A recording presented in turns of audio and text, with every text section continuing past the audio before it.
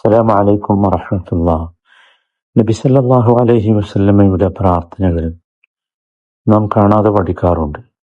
കാണാതെ പഠിക്കുന്നതും അത് ആ രീതിയിൽ പ്രാർത്ഥിക്കുന്നതുമൊക്കെ നല്ലതാണ്. പക്ഷേ അതോടൊപ്പം അതിൻ്റെ ആശയം കൂടി നമ്മുടെ ഉള്ളിൽ പ്രാർത്ഥിക്കുമ്പോൾ ഉണ്ടാകേണ്ടതുണ്ട്. ഒരു ഉദാഹരണം, തറാവീഹ് നമസ്കാരത്തിൽ നമ്മുടെ ഇമാമുമാർ വിത്റിൽ ഖുനൂത്ത് ചെയ്യുമ്പോൾ അല്ലാഹുമ്മ ഹ്ദിനാ ഫീമൻ ഹദൈത് വആഫിനാ ഫീമൻ ആഫൈത്, നമ്മൾ ആരെങ്കിലും അതിൻ്റെ ആശയത്തെക്കുറിച്ച് ചിന്തിക്കാറുണ്ടോ? അല്ലാഹുമ്മ ഹ്ദിനാ ഫീമൻ ഹദൈത് എന്ന് പറയുമ്പോൾ നമ്മൾ അള്ളാഹുവിനോട് പറയുകയാണ്, അള്ളാഹുവേ, എനിക്കറിയാം നിനക്ക് കുറേ നല്ല മനുഷ്യരുണ്ട്, നീ നിന്റെ വലിയ അനുഗ്രഹം കൊണ്ട് അവർക്കൊക്കെ ഹിദായത്ത് നൽകിയിട്ടുണ്ട്. അതുകൊണ്ട് ആ ഹിദായത്ത് നൽകിയ ആളുകളിൽ ഞങ്ങളെയും നീ ഉൾപ്പെടുത്തണമേ എന്ന്. വആഫിനാ ഫീമൻ ആഫൈത്ത് എന്ന് പറയുമ്പോൾ നമ്മൾ അള്ളാഹുവിനോട് പറയുന്നത്, റബ്ബേ, എനിക്കറിയാം കുറേ നിന്റെ അടിമകൾ വളരെ ആഫിയത്തുള്ളവരാണ്. എന്തിൽ നിന്നാണ് അവർക്ക് ആഫിയത്തുള്ളത്? ആഫിയത്തുഹും മിനൽ ബലാ, അവർക്ക് പ്രയാസങ്ങളിൽ നിന്നുള്ള ആഫിയത്തുണ്ട്, അവർക്ക് ഫിത്തനകളിൽ നിന്നുള്ള ആഫിയത്തുണ്ട്, രോഗങ്ങളിൽ നിന്നുള്ള ആഫിയത്തുണ്ട്, പ്രകടമായതും പ്രകടമല്ലാത്തതുമായ പ്രശ്നങ്ങളിൽ നിന്നുള്ള ആഫിയത്തുണ്ട്. അതുകൊണ്ട് റബ്ബേ, അങ്ങനെ ആഫിയത്ത് ലഭിച്ചവരുടെ കൂട്ടത്തിൽ ഞങ്ങളെയും നീ ഉൾപ്പെടുത്തണമേ.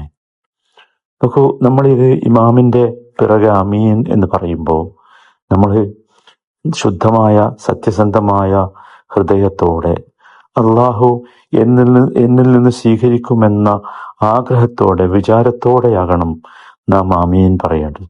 അപ്പോൾ അള്ളാഹു നമ്മളെയും ഹിദായത്ത് കിട്ടിയവരിലും ആഫിയത്ത് കിട്ടിയവരിലുമൊക്കെ ഉൾപ്പെടുത്തും.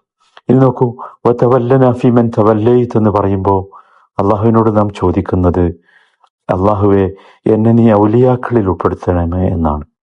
ഒരു ഭയവുമില്ലാത്ത ഒരു ദുഃഖവുമില്ലാത്തവരാണല്ലോ ഔലിയാക്കന്മാർ. സഹോദരങ്ങളെ, ചിന്തിച്ചു നോക്കൂ, വലിയൊരു കറാമത്താണ് നമ്മൾ ഔലിയാക്കളിൽ ഉൾപ്പെടുക എന്ന് പറയുന്നത്. മനുഷ്യന് വിലായത്ത് എന്ന സ്ഥാനം പ്രവാചകന്മാർക്ക് നുബുവത്ത് കഴിഞ്ഞാൽ ഏറ്റവും പ്രധാനപ്പെട്ട സ്ഥാനമാണ്, മനുഷ്യർക്ക് ലഭിക്കുന്ന വലിയൊരു സ്ഥാനമാണ്.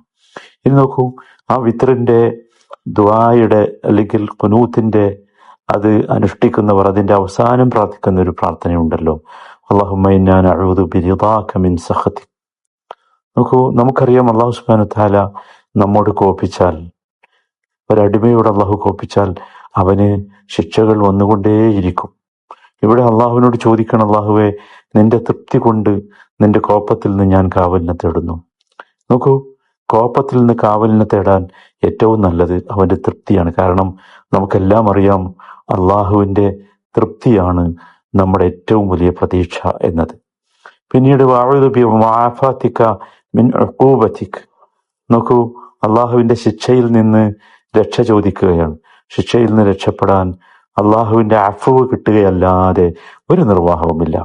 അള്ളാഹു മാപ്പ് നൽകിയെങ്കിൽ മാത്രമേ നാം ശിക്ഷയിൽ നിന്ന് രക്ഷപ്പെടൂ. അതാണ് ചോദിക്കുന്നത്, വഅഊദു ബിമുആഫാതിക മിൻ ഉഖൂബതിക്. അത് കഴിഞ്ഞിട്ട് അവസാനം പറയുന്നുണ്ട്, വഅഊദു ബിക മിൻക്. അതൊരു വല്ലാത്ത വാക്കാ. അള്ളാഹുവെ, നിന്നിൽ നിന്ന് തന്നെ ഞാൻ കാവലിനെ തേടുന്നു. നോക്കൂ, അള്ളാഹുവാണ് നാം ഭയപ്പെടുന്ന, ഏറ്റവും കൂടുതൽ ഭയപ്പെടുന്നത് അള്ളാഹുവിനെയാണ്. ഏറ്റവും നന്നായി നാം അഭയം തേടുകയും അള്ളാഹുവിലേക്കാണല്ലോ. അപ്പൊ സത്യത്തിൽ ഇവിടെ അള്ളാഹുവിനോട് കാവലിനെ തേടുകയാണ്. അഥവാ അള്ളാഹുവിൽ നിന്ന് നാം ഓടുകയാണ്. ഓടുന്നത് എങ്ങോട്ടാ? അള്ളാഹു